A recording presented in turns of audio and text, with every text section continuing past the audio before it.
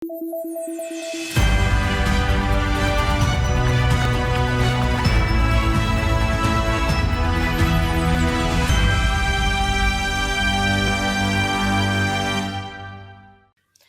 pemirsa Garuda TV, jumpa kembali bersama saya Dewi Sulistia dalam Lampung 8. Sejumlah informasi telah kami rangkai dan siap kami sajikan untuk Anda. Inilah Lampung 8 selengkapnya.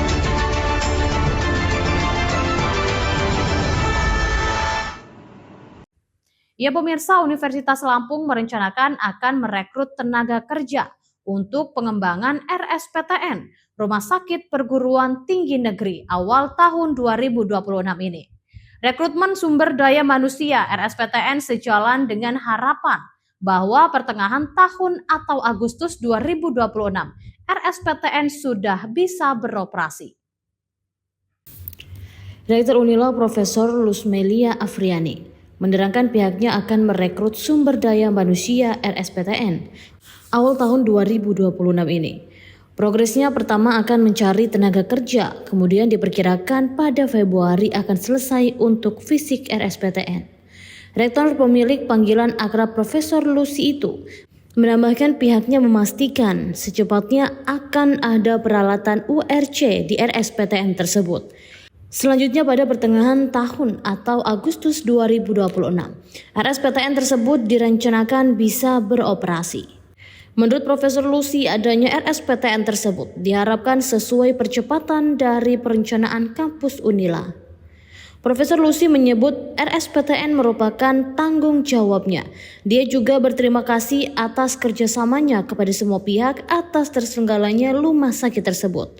Unila berharap RSPTN segera dipergunakan untuk kepentingan masyarakat Lampung. Peralatannya kemana, Bu?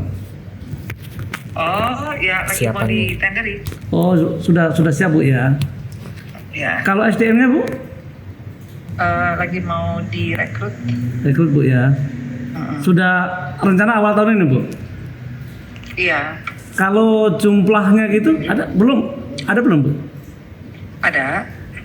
Bisa minta, Bu, datanya, Bu? Berapa? Bukan saya, Pak. Nanti di dalam Oh, gitu? ini. Iya. Rumah sakit, Pak ya. Iya. Tapi targetnya memang Agustus operasi, Bu ya? Ya, kalau rencana begitu. Insya Allah, Bu ya? Ya. Dari Bandar Lampung, Tim Liputan Garuda TV melaporkan. Selanjutnya pemirsa, pemerintah Provinsi Lampung resmi menerapkan kebijakan tunda bayar pada APBD 2025. Kepala Badan Pendapatan Daerah Bapeda Provinsi Lampung, Slamet Riyadi, memberikan penjelasan bahwa target PAD Provinsi Lampung tahun 2025 adalah 4,22 triliun lebih. Namun realisasinya hanya di 3,37 triliun lebih atau 79,95%. Slamet merinci memang tidak seluruh sektor mengalami penurunan. Beberapa justru menunjukkan performa yang cukup mengembirakan, yaitu retribusi daerah senilai 473,9 miliar lebih atau 103,3%. Lain-lain PAD yang sah yaitu 221,55 miliar lebih atau 106,49%. Hasil pengelolaan kekayaan daerah yang dipisahkan yaitu 27,35 miliar lebih atau 99,09%. Disebutkan Slamet pajak daerah jadi titik lemah. PKB paling rendah dari total 2,65 triliun lebih pendapatan pajak daerah. Terdapat ketimpangan capaian antar komponen pajak. Pajak kendaraan bermotor yaitu 691,37 miliar atau 42,41%. Biaya balik nama kendaraan bermotor yaitu 391,49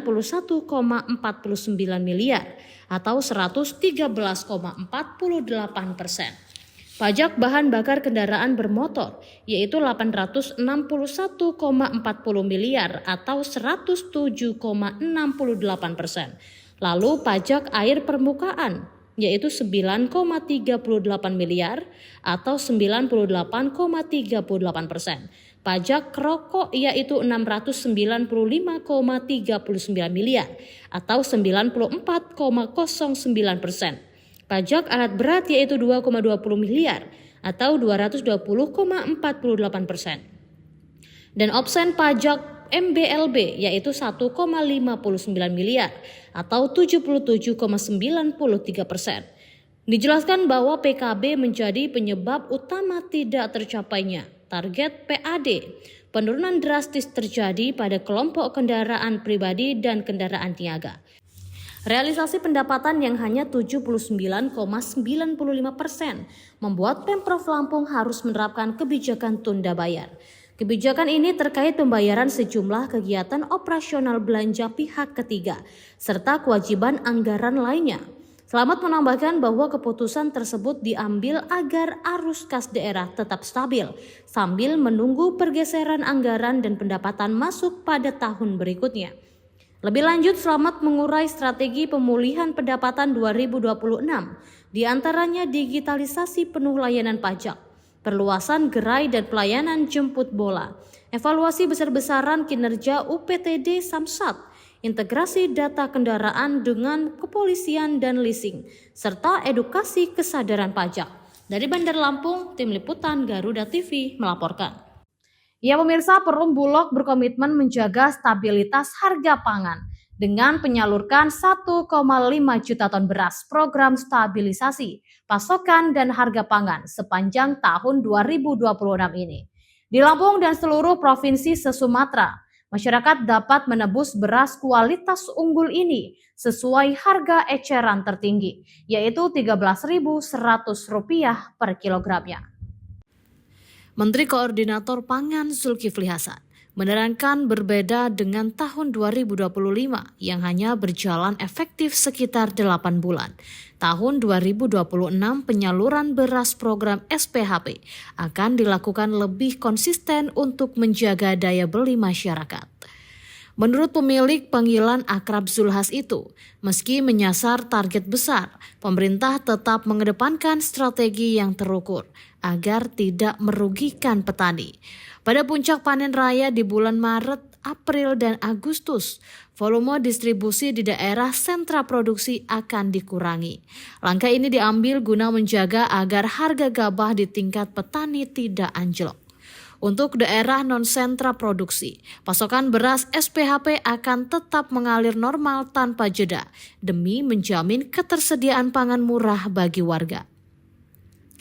Direktur Utama Perum Bulog Ahmad Rizal Ramdhani menambahkan dengan target 1,5 juta ton, Bulog optimis dapat meredam gejolak harga di pasar.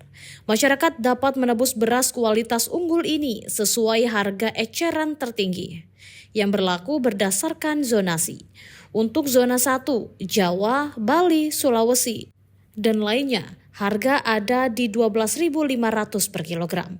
Zona 2, Sumatera, Kalimantan, NTT, di harga Rp13.100 per kilogramnya. Sedangkan zona 3, Maluku dan Papua, di harga Rp13.500 per kilogramnya. Melalui konsistensi penyaluran sepanjang tahun ini, Bulog berharap intervensi harga menjadi lebih efektif dan daya beli masyarakat tetap terjaga di tengah tantangan ekonomi global. Dari Jakarta, Tim Liputan Garuda TV melaporkan. Ya, selanjutnya pemirsa, Gubernur Lampung Rahmat Mirzani Jausal meninjau langsung Rumah Sakit Umum Daerah Dr. Haji Abdul Buluk untuk memastikan penguatan layanan kesehatan strategis bagi masyarakat Lampung. Salah satu fokus utama yakni mengatasi keterlambatan penanganan kasus kekerasan terhadap perempuan dan anak. Selama ini, keterbatasan fasilitas dan tenaga ahli forensik menjadi kendala utama dalam proses hukum dan pemulihan korban. Rumah Sakit Abdul Muluk membuat khusus forensik. 2026 Rumah Sakit Abdul Muluk punya fasilitas LASI. Gubernur Lampung Rahmat Mirzani Jausal meninjau langsung rumah sakit terbesar milik pemerintah, yakni Rumah Sakit Daerah Abdul Muluk. Dirinya ingin memastikan pelayanan kesehatan bagi masyarakat Provinsi Lampung tidak mengalami kendala. Saat ini Provinsi Lampung baru memiliki 4 fasilitas forensik, 2 di RS Bayangkara dan 2 di RSUD AM yang harus melayani seluruh kasus kriminalitas dan kekerasan. Beban kerja yang tinggi mengakibatkan antrian panjang bagi para pencari keadilan. RSUD AM akan menambahkan dan memperkuat fasilitas serta tenaga medis di bidang forensik pada tahun 2026. Tujuannya agar korban mendapatkan penanganan yang lebih cepat, tepat, dan berkeadilan. Selain itu, kabar baik lainnya hadir untuk kesehatan mata. Fasilitas LASIK akan segera diresmikan sebagai solusi bagi masyarakat yang ingin terbebas dari ketergantungan kacamata. Layanan ini ditargetkan resmi beroperasi pada Februari 2026. Langkah ini diambil mengingat tingginya minat masyarakat, mulai dari usia muda hingga dewasa, yang menyadari bahwa kesehatan mata adalah investasi jangka panjang. Dari Bandar Lampung, Tim Liputan Garuda TV melaporkan.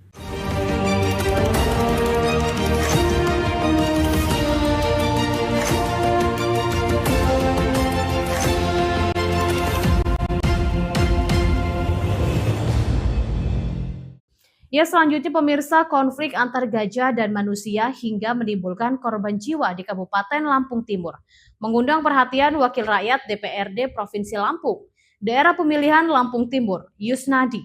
Dirinya menilai bahwa pemerintah belum hadir secara penuh dalam penanganan persoalan ini. Dirinya menyatakan akan membahas bersama seluruh wakil rakyat asal Lampung Timur untuk membentuk peraturan daerah. Anggota DPRD Provinsi Lampung Daerah Pemilihan Lampung Timur, Yusnadi, melontarkan kritik tajam terkait penanganan konflik manusia dan gajah yang kembali terulang sekitar Taman Nasional Waikambas. Kritikan ini muncul menyusul tragedi Kepala Desa Braja Asri Darusman yang tewas setelah diamuk gajah liar saat ia dan warga melakukan upaya penggiringan gajah kembali menuju kawasan Taman Nasional Waikambas. Yusnadi menilai jatuhnya korban jiwa ini merupakan bukti nyata bahwa negara belum hadir secara utuh dan sistematis dalam melindungi warga di wilayah penyangga hutan.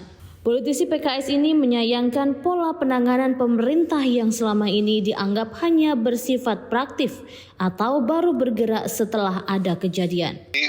Sampai tidak ada lagi kejadian yang menimpa Pak Kades Braja Asri kan. Bahkan saya sebetulnya punya pemikiran sampai kita berhasil ya mengeluarkan satu perda lah gitu ya, perda yang kita rancang sehingga semua pihak terlindungi, baik itu satwanya yang memang itu sudah harus kita jadikan sebagai objek ini konservasi, kemudian terlebih lagi manusianya kan gitu kan, manusianya warga dalam hal ini. Kemudian aset-aset yang memang berada di lokasi itu ya kan, aset berupa perkebunan yang sudah menjadi ladang masyarakat untuk mencari nafkah. Nah itu kan artinya semua itu tergabung ya dalam sebuah aturan-aturan yang kita sepakati berupa perda kalau bisa gitu ya, sehingga itu menjadi perhatian pusat juga gitu kan, karena kan itu lebih banyak tuh area pusat ya dari lingkungan hidup, kemudian dari BKSDA ya, Taman Nasional itu kan. Nah ini saya pikir momentum ini harus sama-sama menjadi pelajaran bagi kita, jangan sampai penanganannya hanya sepotong-sepotong gitu kan, hanya sebatas tadi parsial lah begitu ya. Oke.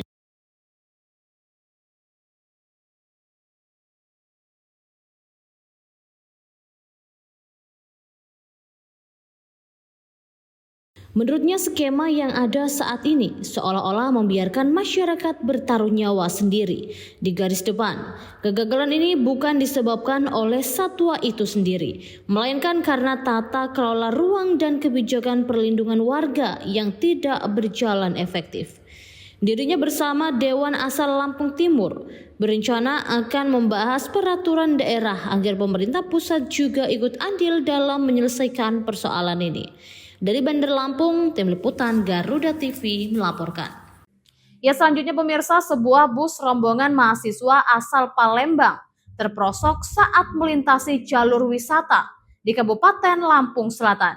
Akibat kejadian ini, puluhan penumpang termasuk seorang ibu hamil sempat terlantar selama belasan jam. Proses evakuasi oleh tim damkar berlangsung hingga 5 jam karena sulitnya medan. Sebuah mobil bus yang membawa rombongan mahasiswa asal Palembang terprosok di jalur menuju kawasan wisata pantai Rio by the Beach, Kecamatan Kalianda, Kabupaten Lampung Selatan. Peristiwa ini terjadi pada Kamis malam. Menurut keterangan Ruli Fikriansyah, Kepala Bidang Pemadam Kebakaran dan Penyelamatan Kabupaten Lampung Selatan, bus sempat berusaha keluar dari lokasi, namun tidak berhasil. Kondisi tersebut menyebabkan para penumpang terpaksa terlantar di lokasi kejadian. Di dalam bus terdapat puluhan penumpang, termasuk seorang ibu hamil yang mengalami kelelahan akibat menunggu dalam waktu cukup lama. Setelah menerima laporan sekitar pukul 11 malam, petugas damkar langsung menuju lokasi kejadian. Setibanya di lokasi, petugas memberikan bantuan makanan kepada para penumpang yang mengaku belum sempat makan sejak pagi hari. Proses evakuasi dilakukan dengan berkoordinasi bersama pihak terkait serta menggunakan mobil derek. Sulitnya, medan jalan membuat proses penarikan bus berlangsung cukup lama, hingga memakan waktu sekitar 5 jam. Bus akhirnya berhasil dievakuasi pada Jumat dini hari, sekitar pukul 4 waktu Indonesia Barat. Tidak ada korban jiwa dalam peristiwa ini. Kegiatan evakuasi ini merupakan bagian dari komitmen pemerintah Kabupaten Lampung Selatan dalam menjaga keselamatan dan kenyamanan wisatawan, sekaligus mendukung pengembangan kawasan agroeduwisata berbasis keselamatan. Sekitar jam 23.20 ya, kami terima laporan dari salah satu kru bus pariwisata dari Palembang yang hendak berwisata ke Lampung Selatan, tepatnya di pantai Rio by the Beach ya. Bus tersebut membawa adik-adik mahasiswa dari Palembang ya yang ingin berlibur. Kebetulan bus itu di jalur pantai tersebut mengalami amblas ban sehingga dia nyangkut ya. Petugas menghimbau para pengemudi, khususnya kendaraan besar, agar lebih berhati-hati saat melintasi jalur wisata, terutama pada musim libur dan kondisi jalan yang rawan kecelakaan. Dari Lampung Selatan, Tim Liputan Garuda TV, Heri Afriansyah melaporkan. Ya pemirsa, Direktorat Intelijen Keamanan Polda Lampung memperingati Hari Jadi Fungsi Intelijen Polri ke-80 tahun dengan berbagai kegiatan sosial. Pada Kamis 1 Januari 2026, menggelar donor darah yang berhasil menyumbangkan 104 kantong darah ke PMI Lampung. Lalu pada Jumat 2 Januari 2026 menggelar yasinan dan silaturahmi anak yatim. Yasinan dipimpin langsung Direktur Intelkam Polda Lampung, Kombes Pol F. Rizal. Turut hadir Wakil Direktur Intelkam, para Kasubdit, Kasih Kasubag, seluruh personel di Tentelkam Polda Lampung, serta puluhan anak yatim dari Panti Asuhan Mardotilah, Kota Bandar Lampung. Dalam sambutannya, Kombes Pol F. Rizal menegaskan bahwa peringatan Hari Jadi Fungsi Intelijen Polri ke-80 menjadi momentum refleksi sekaligus rasa syukur atas perjalanan panjang pengabdian intelijen Polri sejak berdiri pada 2 Januari 1946. Dijelaskan pelaksanaan peringatan tahunan ini digelar secara sederhana sebagai bentuk empati terhadap saudara-saudari di sejumlah wilayah Sumatera yang tengah tertimpa musibah bencana. Sebelumnya pada Kamis 1 Januari 2026, di Tintelkam Polda Lampung berhasil mengumpulkan 104 kantong darah dari giat donor darah di Gedung Serbaguna GSG Presisi Mapolda Lampung. Direktur Intelkam Kombes Pol F. Rizal mengatakan donor darah merupakan bentuk kepedulian nyata Kapolri, khususnya fungsi intelijen, terhadap masyarakat yang membutuhkan bantuan kesehatan. Dari Bandar Lampung, Tim Liputan Garuda TV melaporkan. Selanjutnya pemirsa, peristiwa korban tenggelam saat berwisata kembali terjadi di Kabupaten Tanggabus. Kali ini 2 pemuda asik berenang di pantai Cukuh Batu, Pekon Tebaya, Kecamatan Kota Agung, tenggelam dan terseret ombak. Beruntung nyawa keduanya tertolong dan langsung mendapatkan perawatan intensif. Pihak kepolisian setempat langsung melakukan olah tempat kejadian perkara.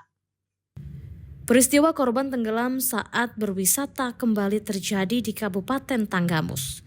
Kali ini 2 pemuda asik berenang di pantai Cukuh Batu, Pekon Terbajaya, Kecamatan Kota Agung, pada Sabtu 3 Januari 2026. Tenggelam terseret ombak. Beruntung nyawa keduanya tertolong dan langsung mendapatkan perawatan intensif. Pihak kepolisian setempat langsung melakukan olah tempat kejadian perkara.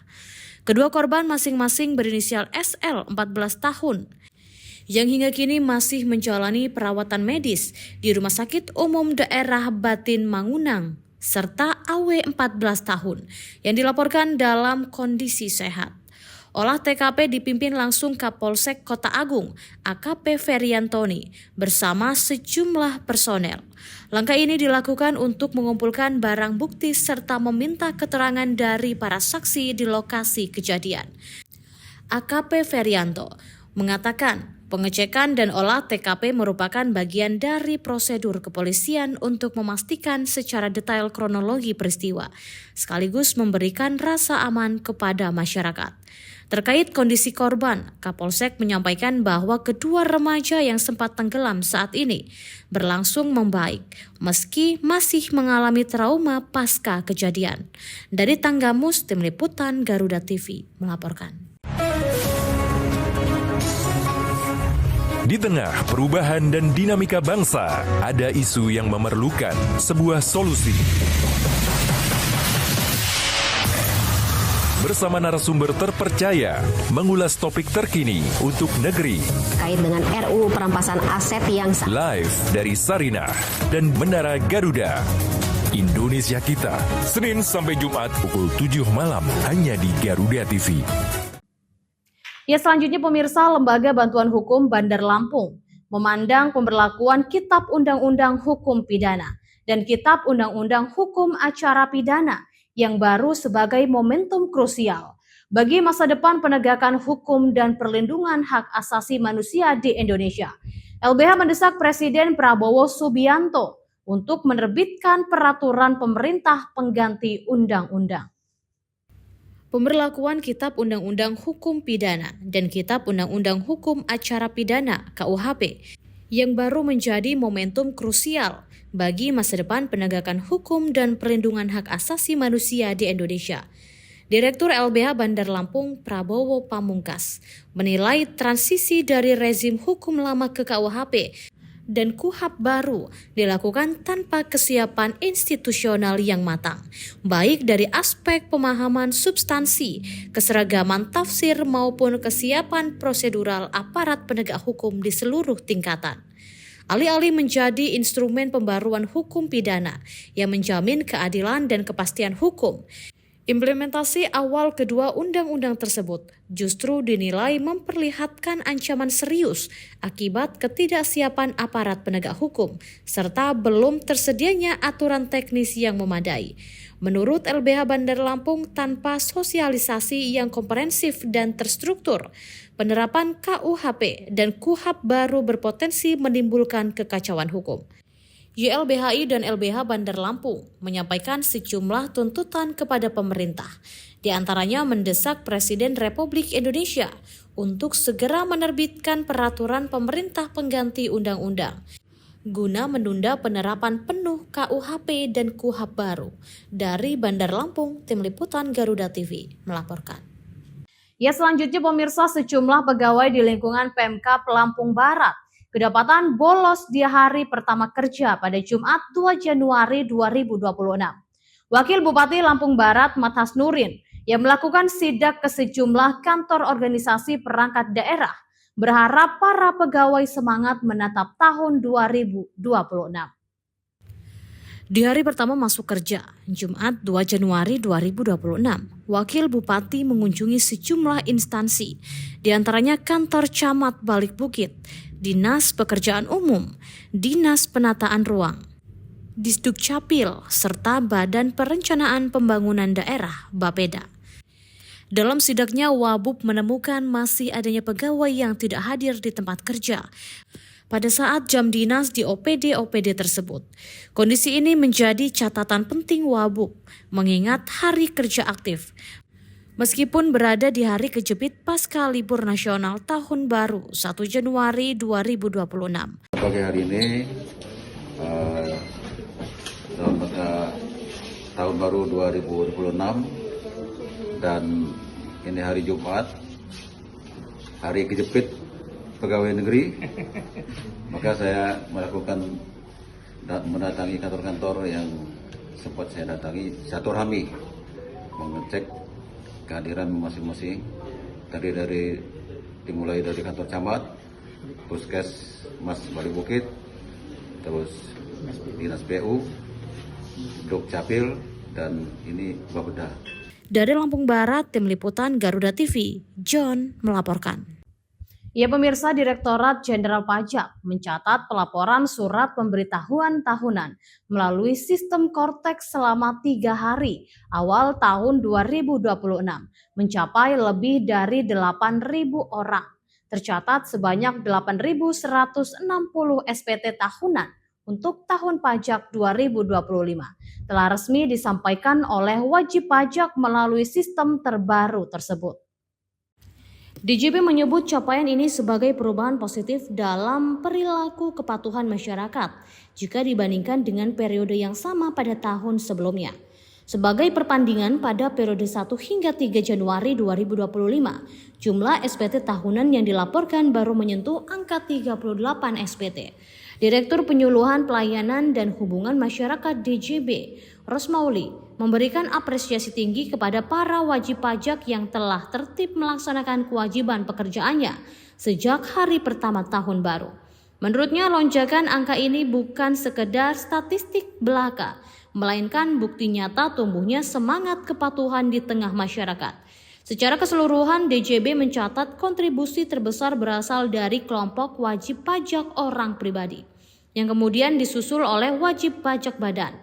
Seiring meningkatnya laporan SPT, jumlah pengguna yang melakukan aktivasi akun Kortex juga turut bertambah hingga 3 Januari 2026 pada pukul 10.27 waktu Indonesia Barat.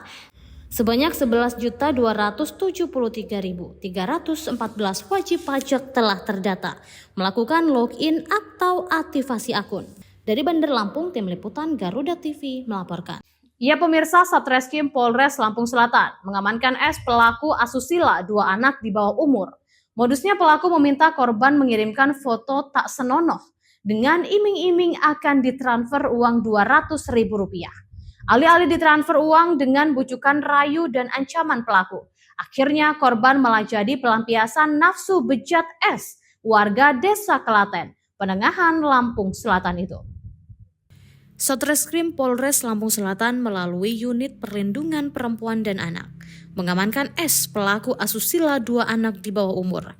Kasat Reskrim Polres Lampung Selatan AKP Indik Rusmono mengatakan pihaknya mengamankan pelaku asusila 2 anak gadis ini di wilayah Kalianda. Pelaku S ditangkap setelah polisi menerima laporan dari keluarga korban terkait dugaan perbuatan asusila yang dialami 2 anak perempuan yang masih berusia 14 tahun. Perbuatan pelaku terjadi pada Senin 15 Desember 2025 di wilayah Kalianda, Lampung Selatan. AKB Indik mengungkap bahwa perbuatan pelaku bermula dari perkenalan korban dengan terlapor melalui aplikasi percakapan WhatsApp.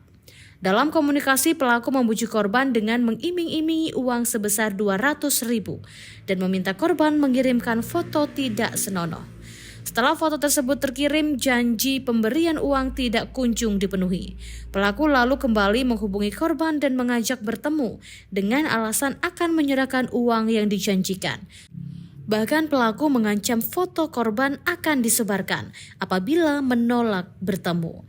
Karena merasa tertekan dan takut, korban akhirnya menemui terlapor pada Senin 15 Desember 2025. Dari hasil pengembangan perkara, penyidik menemukan bahwa tersangka juga diduga melakukan perbuatan serupa terhadap korban lain yang masih di bawah umur. Kedua korban kemudian melaporkan kejadian tersebut ke pihak kepolisian untuk diproses secara hukum. Dari Lampung Selatan, Tim Liputan Garuda TV melaporkan. Ya demikian pemirsa, informasi tadi sekaligus mengakhiri perjumpaan kita pada hari ini. Saya Dewi Sulistia beserta kru dan jajaran yang bertugas pamit undur diri dan sampai jumpa.